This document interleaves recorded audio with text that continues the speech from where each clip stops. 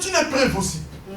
Peut-être qu'il a perdu sa mère, il a dit ouais, Dieu n'existe plus, il abandonne tout.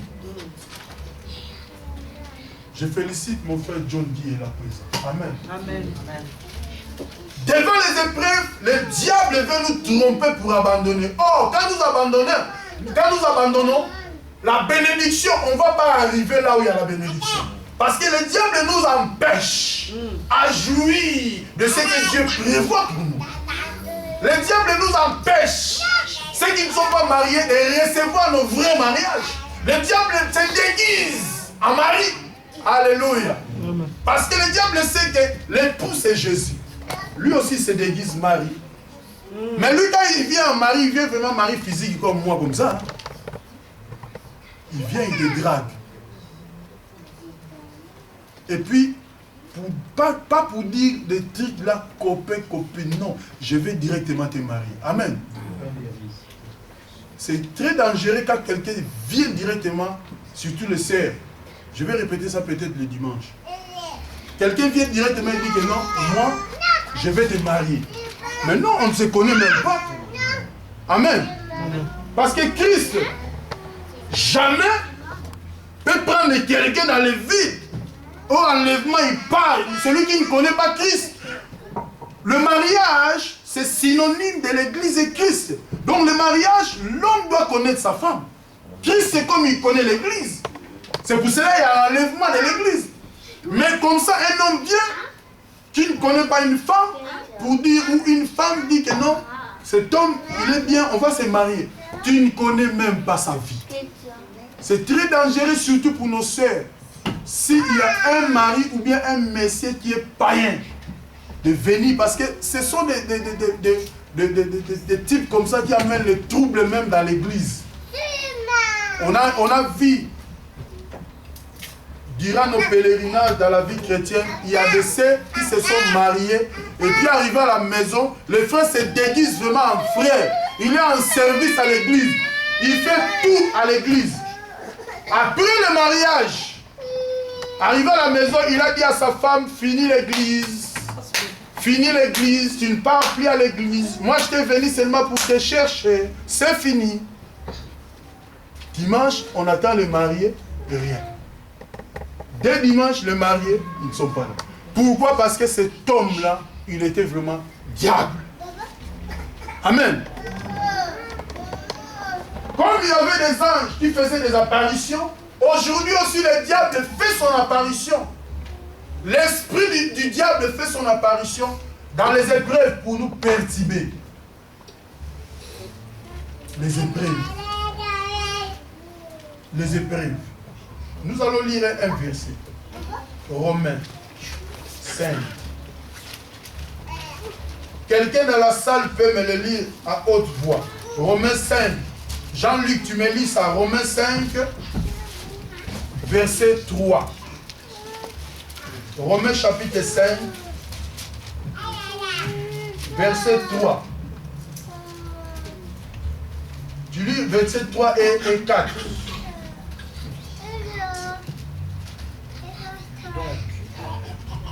Tu te mets debout. Je peux allumer la lumière, je peux? Oui, oui, oui. Ok.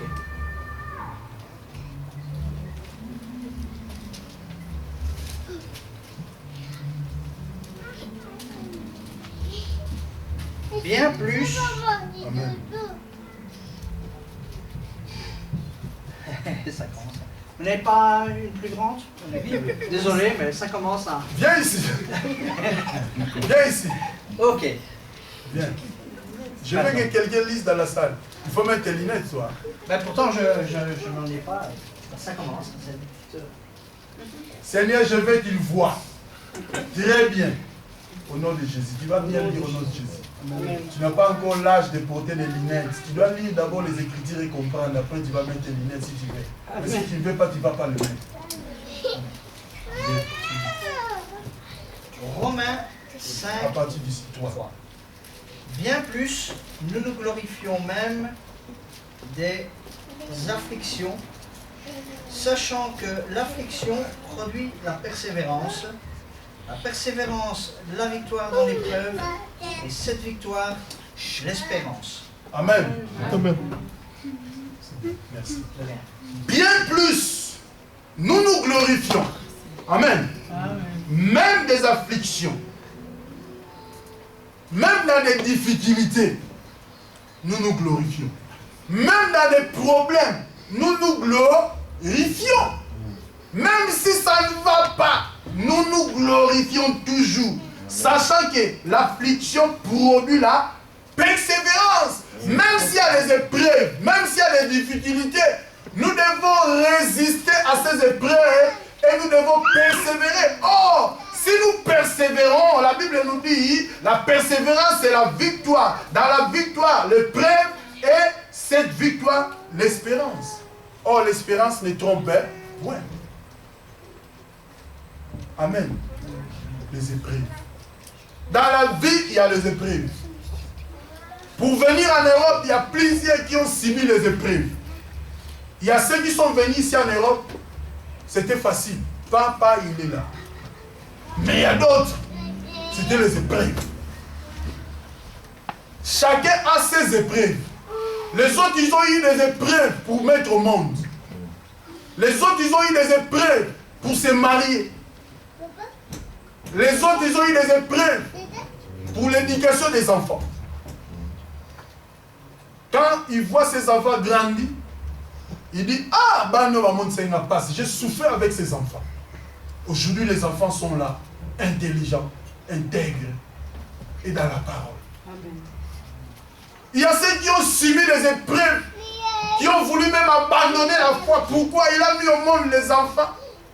Dans ces épreuves, comme il était païen, il est venu à l'église, mais c'était tard.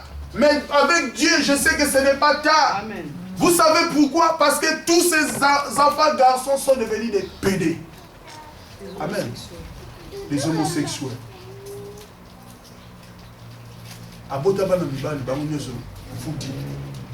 Le diable les a déjà engloutis.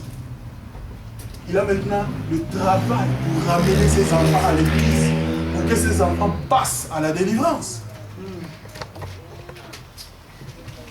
C'est comme aussi, un jour, j'ai parlé avec un frère qui est présent même à l'église, qui me disait qu'il y avait une dame qui venait à l'église, qui donnait les offrandes, qui s'est sacrifiée pour les serviteurs de Dieu.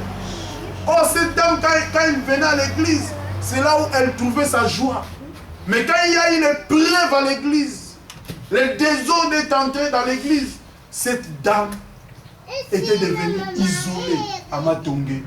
Elle n'avait plus une famille. Oh, cette dame s'est soulagée à l'église. Pourquoi? Parce que sa fille était atteinte des maladies, la sida, séropositif, était séropositif. Son garçon était en prison. Et un jour, il était assis, tombé comme ça, mort. Pourquoi? Ça a dépassé sa capacité de l'épreuve. Quand elle venait à l'église, elle s'est soulagée.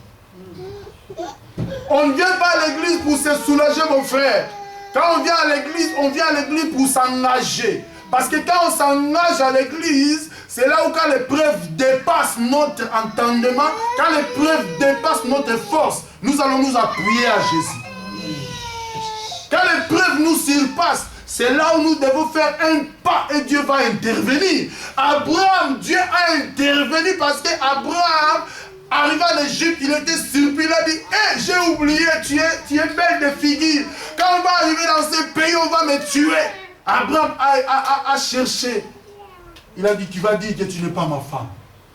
Arrivé là-bas, Sarai était présentée comme n'est pas la femme d'Abraham. Et Abraham était bien traité. On a donné même à Abraham des serviteurs. Abraham béni, il était arrivé en Égypte, on l'a aussi béni. Et Dieu, dans sa souveraineté, il a dit non, ce n'est pas ici ta terre. Sarah, c'était la femme d'Abraham. C'est là où la descendance de la nouvelle alliance devait sortir. Dieu ne pourrait jamais permettre à Pharaon d'abuser Sarah. Et Dieu a intervenu et il a frappé. Amen. Amen. Et il était libéré, pas libéré, mais on l'a donné tout ce qu'il avait pris aussi en Égypte. Le prix. L'autre était toujours avec lui. Vous savez, après les épreuves, il faut au moins, comme Abraham, après les épreuves, la Bible nous dit ici, il est sorti avec l'autre. Alléluia. Amen. Il marchait toujours vers sa bénédiction. Or, la bénédiction de sa descendance, Abraham était déjà arrivé à la place. Et Dieu aussi avait montré à Abraham, c'est ici. Je donnerai cette terre à ta descendance. Donc Abraham devait seulement commencer à se multiplier là-bas. Mais après cette épreuve, la stérilité de Sarah s'endurcit encore. Deuxième épreuve. Alléluia. Cet homme d'Abraham a passé les épreuves à épreuves. Aujourd'hui, il y a plusieurs couples. Aujourd'hui, s'ils font seulement 15 ans, il n'y a pas d'enfant. Ah, il y a un boulot. Hein. On va se séparer parce que moi, je vieillis. Hein. Amen. Moi, j'ai 6 enfants. Mon grand frère est né. Il n'a pas d'enfant. Amen.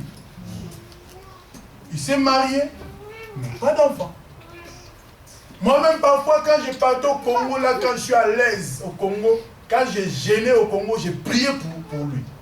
J'ai dit, non, Seigneur, c'est ton serviteur.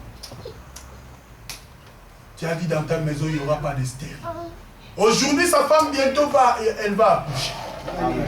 Dieu a manifesté. Amen. Il y a des cas spéciaux. Amen. Quand tu es seul, tu te mets vraiment, non, maintenant, il n'y a pas de téléphone, il n'y a rien, tu es seul, aux yeux, quand ça devient à toi. Amen. Tu commences à attaquer. Il y a aussi ma soeur qui s'est mariée à Londres. Ma soeur après moi. Celle qui était non. Elle, là, elle est troisième. L'autre.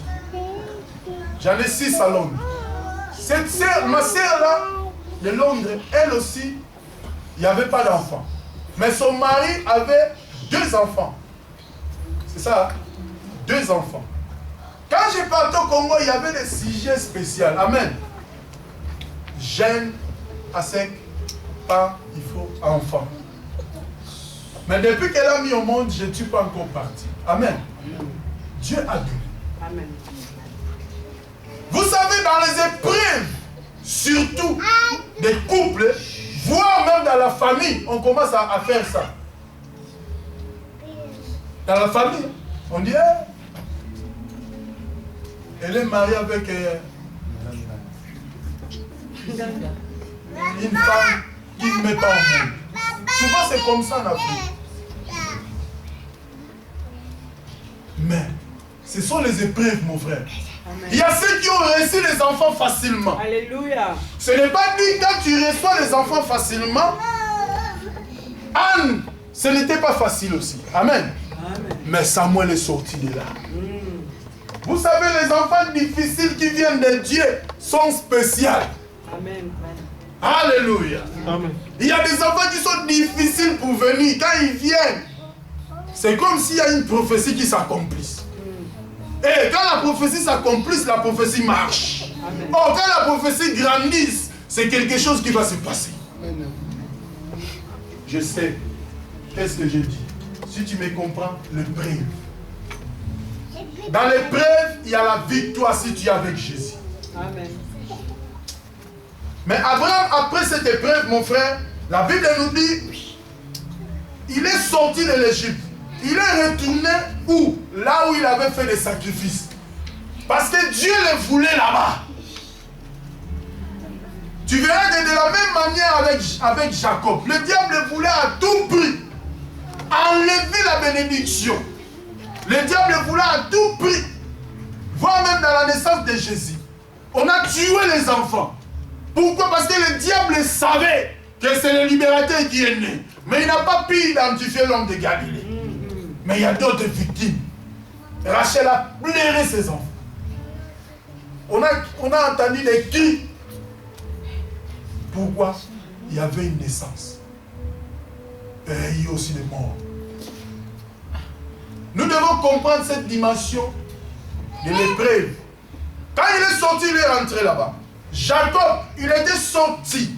Prophétiquement, Jacob savait que les enfants d'Israël sortiront. Joseph savait que les enfants d'Israël sortiront. Prophétiquement, parce que là, ce n'était pas leur terre. Ils avaient une terre qui a été déjà proclamée par Dieu. Vous savez, j'avais dit le dimanche que si ta bénédiction c'est ici, si tu pars ailleurs, tu ne seras jamais béni. Même si tu forces, parce que Dieu s'est identifié. Abraham, s'il était toujours en Égypte, il ne pourrait pas mourir. Il ne devait jamais mourir. Il devait être toujours en vie. Jusqu'à ce qu'il sort. Parce que la terre, le pays qui devait prendre Israël à l'esclavagisme, c'était l'Égypte. Mais ce sont des paroles que Dieu a proclamées pour cet homme. Après l'épreuve, mon frère, tu vas connaître prophétiquement qui tu es avec qui. Amen. C'est après les épreuves qu'il y a séparation. Amen. C'est après les épreuves où il y a séparation. Parce que si tu ne te sépares pas de ce qui t'empêche aussi à obtenir ta bénédiction, c'est foutu. Aujourd'hui, il y a cohabitation. Cohabitation. Après l'épreuve, parfois il y a cohabitation, ça nécessite une séparation. On ne peut pas cohabiter avec les païens ensemble, ceux qui critiquent l'Église, ceux qui critiquent la parole de Dieu, ceux qui ne veulent pas que Dieu puisse se manifester, ceux qui bloquent. C'est pour cela que quand Israël a quitté l'Égypte, Dieu a dit, vous ne pouvez jamais vous marier dans cette nation. Vous ne pouvez jamais collaborer avec les nations qui sont devant vous. Pourquoi? Et ils ne connaissent pas ces dieux-là. Et ils ne connaissent pas comment vous adorer. Il faut, ce n'est pas de cohabitation. C'est pour cela que ce n'est pas bon à un chrétien de se marier avec un païen. Mais quand un païen vient avec une chrétienne à l'église, subitement, déjà ils sont ensemble. Personne ne peut les séparer. Parce que notre Dieu ne nous appelle pas à séparer. Ah, ils sont déjà... Mais chrétiens qui est avec nous, on prie déjà ensemble longtemps. On adore longtemps. La personne connaît la parole. Se marier avec une païenne ou bien un païen, ça c'est un problème. Ça c'est une cohabitation. On appelle ça blocage. Parce que tu veux déjà arriver. Tu veux arriver et qu'il y a cohabitation encore dans le péché. Parce que quand toi tu vas adorer, celui-là ne va pas adorer. Il va te dire non, toi aussi avec ton truc de Dieu là, moi. Ça ne va pas. Tu finis à prier comme ça, moi je vais venir. C'est un païen, tu ne peux pas cohabiter. De toute façon, le mariage entre païens et chrétiens ne peut pas être célébré. Jamais. Vous savez, le problème de mariage, c'est une tempête. Alléluia. Parce que nous ne comprenons pas. Quand il y a un communisme, alléluia, mélange. Donc comme on ne comprend pas, il y a un vent. L'église n'est pas de Moujimaï, amen. L'église n'est pas de Bakongo, l'église n'est pas Équateur. L'église, c'est l'église de Jésus-Christ de Nazareth. Nous devons comprendre que l'église appartient à Jésus. Le fondateur, c'est Jésus. On ne peut pas mâcher les mots par rapport aux circonstances. Abraham, après l'épreuve, la Bible nous dit qu'il y a une séparation entre Abraham et Lot.